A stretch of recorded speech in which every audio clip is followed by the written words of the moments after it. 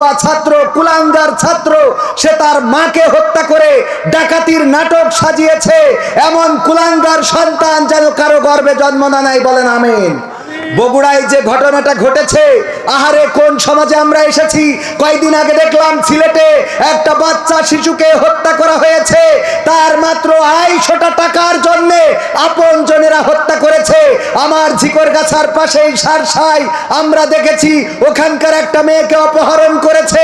তার কানের দুল ছিনিয়ে নেওয়ার জন্য, তার কানের দুল তো নিয়েছে, আবার ওই মেয়েটাকে হত্যা করেছে। কি দুর্বিষহ জীবন আমরা পার করছি, কি একটা অনাকাঙ্ক্ষিত সমাজের দিকে যাচ্ছি। যেই সন্তান তার মাকে হত্যা করেছে, আমরা আইন ও প্রশাসনের কাছে দৃষ্টান্তমূলক শাস্তি চাইব। এই সন্তানকে ফাঁসির কাস্টে প্রকাশ্যে ঝুলিয়ে বিচার করে দিয়ে প্রমাণ করে দিতে হবে যে মাকে বাবাকে যারা